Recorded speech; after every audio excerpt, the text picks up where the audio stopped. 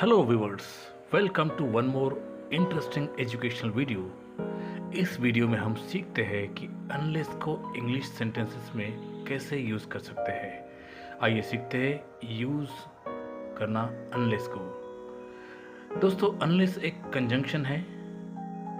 Conjunction का मतलब वो वर्ड जिसको यूज़ करके हम दो अलग अलग सेंटेंसेस को या क्लॉज को जोड़ सकते हैं। Unless indicates a condition. Unless का मतलब इफ़ नॉट भी होता है। आइए इसे एक बहुत ही सिंपल एग्जांपल से हम लोग समझने की कोशिश करते हैं।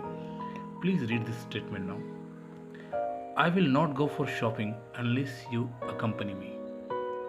इसका मतलब ये हो रहा है कि अगर आप मेरे साथ में नहीं आते हो तो मैं शॉपिंग के लिए नहीं जाऊँगा। इसी सेंटेंस में अगर इफ़ नॉट को यूज़ किया जाए तो कुछ इस तरह से रहेगा कि I will not go for shopping if you don't accompany me.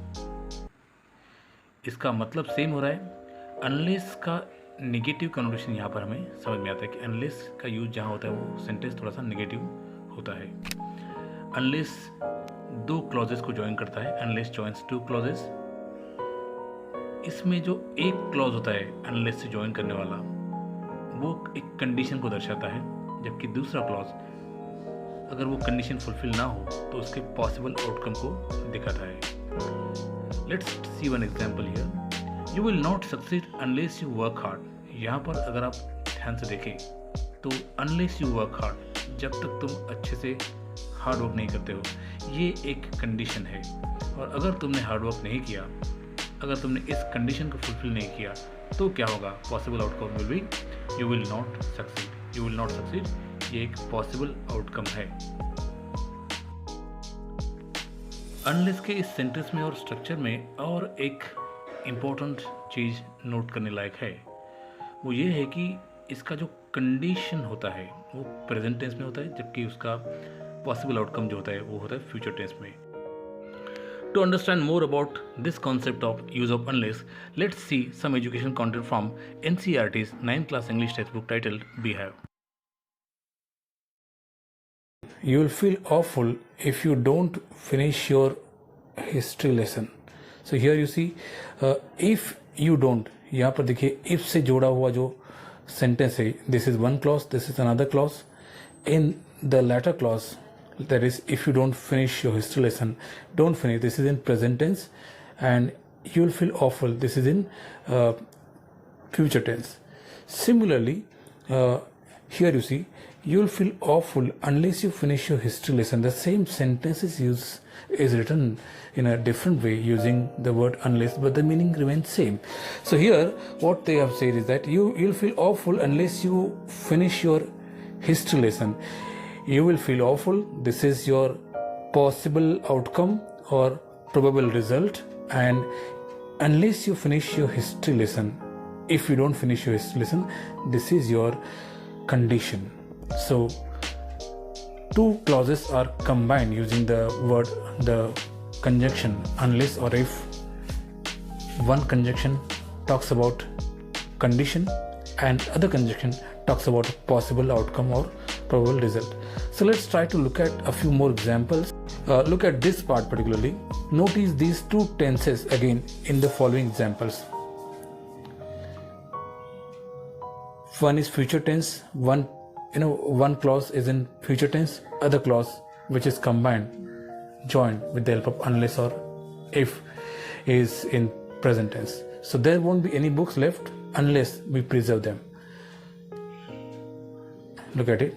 There won't be any books. This is in future tense.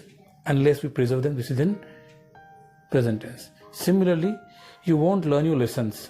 This is in future tense. If you don't study regularly, this is in present tense. Don't study, present tense. Similarly, Tommy will have an accident. Tommy will have an accident. This is in future tense unless he drives more slowly. Here the condition is given. You need to drive more slowly.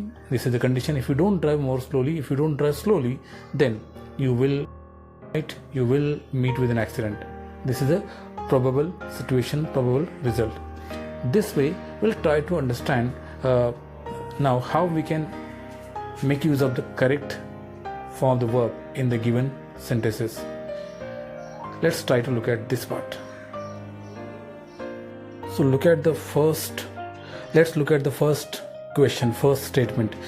If I don't go to Anu's party tonight, what will happen? If I don't go to Anu's party tonight, if I don't go to Anu's party tonight, this is conditional clause, this is condition. What will happen?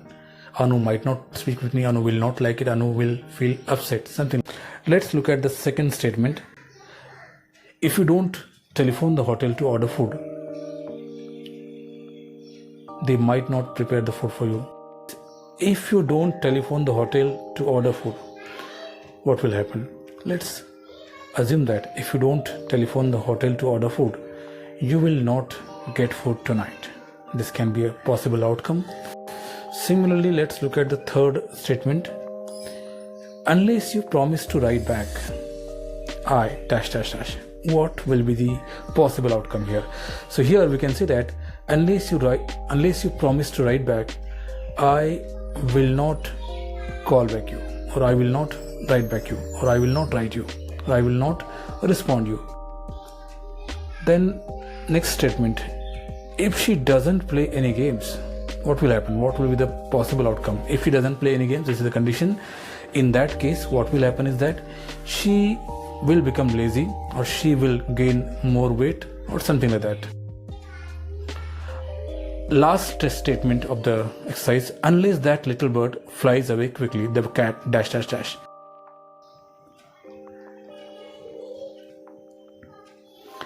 Unless that little bird flies away quickly, the cat ...